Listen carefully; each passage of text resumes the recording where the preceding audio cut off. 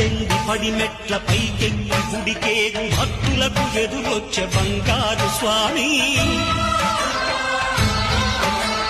ఇరుముడులు స్పృశించి శుభమును దీవించి జన బృందముల చేరే జగమేలు స్వామి తన భక్తులను నిల్చు తప్పులకు తడబడి ఒక పక్క ఒరిగెన ఓంకారమూర్తి